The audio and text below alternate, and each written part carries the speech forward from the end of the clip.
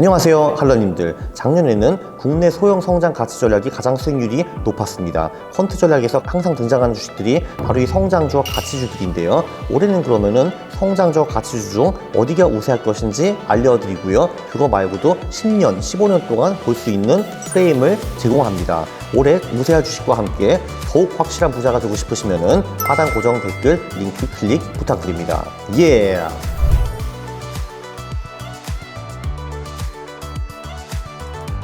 예!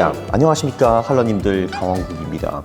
앞으로는 10년 동안 가치주장이 올 것이다 라고 제가 예언까지는 못하지만 이럴 확률이 높다라고 말씀드리고 싶습니다. 성장주 불러가라, 가치주가 오신다. 2017년에서 2020년 요때 가치주가 체면을 구겼습니다. 참고로 학계에서는 가치주를 저PBR 주식으로 보고요, 성장주를 고퍼 또는 고PBR 주식으로 봅니다. 그래서 저PBR는 가치주, 그리고 고PBR주는 성장주라고 보시면 될 것 같아요.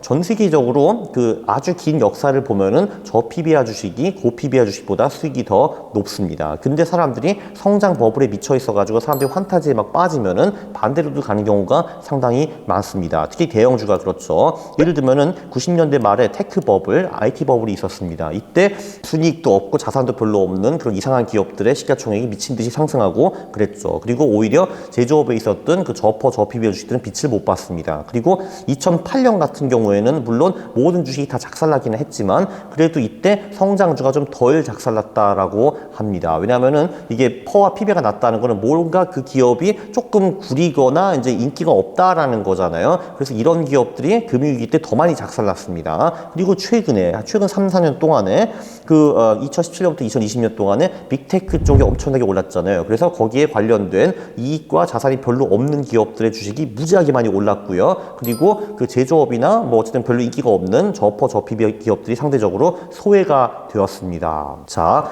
이거 관련해서 AQR가 논문 하나 발표했습니다. AQR은 세계에서 가장 큰 헤지펀드이고요. 한 1,500억 달러 정도를 운영하고 있습니다. 당연히 퀀트 펀드이고요. 그 수장인 클리프 에스네스는 박사이기도 하고 본인도 위대한 퀀트이기도 합니다. 퀀트쟁이들이 막 모아가지고 1,500억 달러를 관리하고 있는 거예요. 이 논문의 이름은 Value, Why Now? Capturing the Comeback in its Early Innings라고 하는데, 이게 무슨 내용이냐면은 가치주의 컴백을 초기에 잡자라는 겁니다. 여기 early innings라는 게 왜 야구에서 이제 9회까지 있는데 early inning이라는 건 1회, 2회, 3회를 말하는 거겠죠.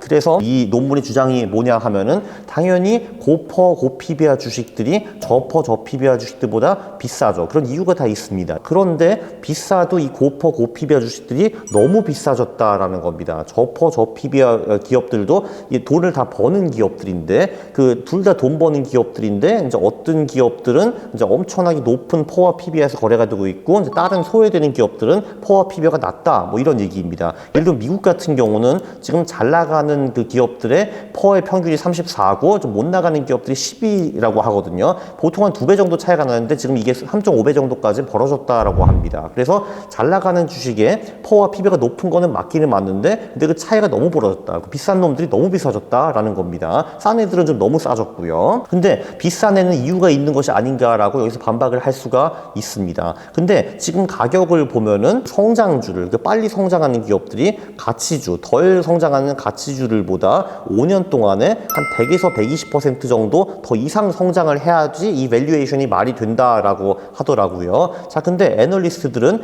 5년 동안에 그 성장 갭의 차이가 한 20에서 40% 정도밖에 안 날 거라고 하고요. 그리고 실제로 과거 사례들을 보면은 빨리 성장하는 기업들이 느리게 성장하는 기업들보다 이제 성장 차이가 한 그 정도였다고 합니다. 40% 정도. 그러니까 성장이 더 높은 거는 맞기는 맞는데, 근데 5년 단위로 봐가지고 가치주보다 성장률이 한 40% 그 정도 높았다고 하는데, 근데 지금 가격을 보면은 100에서 120% 더 이상 성장을 해야지 말이 된다라고 합니다. 한마디로 지금 성장주가 너무 비싸고 가치주가 너무 싸다는 거예요. 자, 그리고 경기 침체 하락장이 올 때가 있는데 이때도 더욱더 이제 가치 가치주가 좋습니다. 보면은 경기 침체와 하락장 이때를 다 분석을 해봤거든요. 이제 분석을 이렇게 많이 해봤는데 최근 경기 침체 10번 중에서 가치주의 그 수익률이 그 7번 더 높았고 3번은 비슷했고요. 하락장의 경우에는 가치주의 그 수익률이 5번 더 높았고 2번은 비슷했고 2번은 성장주가 더 높았습니다. 전반적으로 그 경기 침체가 오거나 하락장이 올 때는 그 가치주의 수익이 성장주보다 더 높았고요. 요즘 뭐 경기 침체 이런 거 준비하고 걱정하시는 분들 되게 많으시잖아요. 그리고 하락장이 온다고 착각하시는 분들도 굉장히 많고요. 자, 이런 거를 이제 두려워하시면 더욱더 가치주에 들어가야 됩니다. 제가 보기에는 경기 침체 가능성은 꽤 있고요. 하락장 가능성은 별로 없습니다. 그러나 어쨌든 두 개를 두려워하시면 더욱더 가치주로 가는 게 맞는 거죠. 그래서 2020년 9월부터는 글로벌 대형주에서 가치주의 수익이 성장주를 넘어서기 시작했습니다. 물론 소형주 같은 경우는 그냥 무조건 저퍼 저PBR 주식이 고퍼 고PBR 주식보다 좋다고 그냥 보시면 돼요. 소형주는 그냥 무조건 스트레이트하게 가치주가 성장주를 무조건 팬다라고 보시면 될 것 같아요. 자, 그런데 글로벌 대형주에서도 드디어 2020년 9월부터 역전 상황이 나타났습니다. 이렇게 보시면은 이제 성장주 가치주 둘 다 이렇게 쭉쭉 오르다가 보면은 이제 22년부터 하락장이 오잖아요. 이때 성장주는 작살이 나는 모습을 볼 수가 있는데 가치주는 물론 이때도 좀 힘들긴 했지만 그래도 그럭저럭 버텼다라는 거를 이제 볼 수가 있습니다. 그래서 보시면은 이제 요게 1990년부터 성장주 가치주 어떤 게 더 수익이 높은가 그거를 분석한 그래프예요. 보시다시피 1990년부터 2006년까지는 가치주가 계속 우세했다라고 보시면 될 것 같아요. 물론 요 구간이 있습니다. 1998년, 99년 이때 IT 버블이 있을 때 요때 일시적으로 성장주가 우세하다가 다시 가치주가 정권을 잡았고요. 자, 여기 한 2006년 요때부터 성장주가 정권을 잡습니다. 성장주가 이때부터 2020년까지 계속 가치주보다 수익이 좋았다라는 걸 볼 수가 있습니다. 물론 중간에 그렇지 않은 구간들도 있지만요. 자, 그런데 2020년 9월 이때 다시 가치주의 화려한 컴백이 시작하는 것으로 저는 보입니다. 그래서 근데 딱 보면은 이게 가치주와 성장주 사이클은 그냥 1년 만에 끝나는 게 아닌 것 같아요. 보통 한 번 오면은 막 15년씩 가잖아요. 2020년에 시작했으면은 뭐 그래도 진짜 2030년, 35년까지 충분히 갈 수 있다라는 겁니다. 가치주가 성장주 대비 우위를 잡는 이 사이클이요. 그래서 AQR가 경기 초반인 지금의 가치주에 올라타라고 하는 겁니다. 가치주를 사면 어느 정도의 초과 수익이 가능한가? AQR는 2000년, 2003년에 그때 버블이 해소가 되고 가치주가 성장주를 박살냈을 때를 기억을 하는데요. 그때 이 3년 동안에 가치주의 성장주 대비 초과 수익이 한 75% 정도 났다라고 합니다. 물론 이게 반복될 건지 아닌지는 믿거나 말거나 이고요. 그건 직접 판단해 주시면 좋을 것 같습니다. 요약을 하면은 자, 시장이라는 건요 늘 이렇게 가치주와 성장주가 순환할 수밖에 없습니다. 왜냐하면 성장주가 쫙 이렇게 앞서 나가잖아요. 그러면은 그 전에 설명해 드린 것처럼 성장주가 너무 비싸져 가지고 가치주와의 갭이 너무 커지게 돼요. 그러면 언젠가 버블이 터지게 되고 그때부터는 가치주가 올라오고 성장주가 내려가는 거를 반복하게 됩니다. 그러다가 이제 또 가치주가 많이 올라가 있으면은 이제 성장주가 이제 더 이상 성장 값을 못 받게 되는 현상이 오거든요. 그때부터는 다시 또 성장주가 날아가기 시작합니다. 그래서 이렇게 늘 성장주와 가치주의 인기는 왔다 갔다 할 수밖에 없는 것 같아요. 예, 이렇게 사이클이 돌면은 거의 15년 간다라는 걸 우리는 배웠습니다. 근데 지금 우리는 아직 2년 차이죠. 3년 차인가 이제 2020년 9월에 시작했으니까 3년 차라고 4년 차야? 4년 차이네? 4년 차네요. 죄송합니다. 그렇지. 그러면은 한 2년 반 정도 됐네요. 2년 반.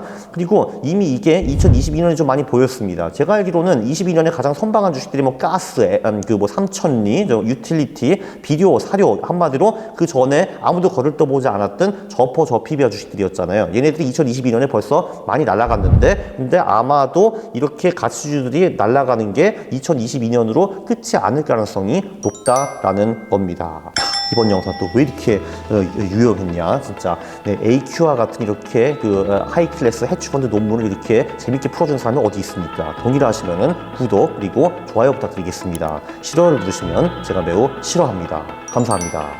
할러님들, 오늘은 버블이 터지면 돈은 가치주로 흐른다는 점, 성장주와 가치주는 선한 구조를 가질 수밖에 없다는 점을 설명드렸어요. 다양한 투자 철학과 근본에 대해서 알려드렸습니다. 올해에 맞게 새로 런칭된 제 부자되기 프로젝트에서 더욱 탄탄한 투자 내공을 쌓으셔서 올해 상승장 기회에 맞춰 부자가 되시면 좋겠습니다. 월 1회 오프라인 만남, 월 4회 라이브 피드백 진행, 포트폴리오 전략 구축 등 여러분들을 부자로 만들어드리기 위한 제 전략이 다 있습니다. 지금부터 기회를 잡고 싶으시면 하단 고정 댓글 링크 클릭 부탁드립니다.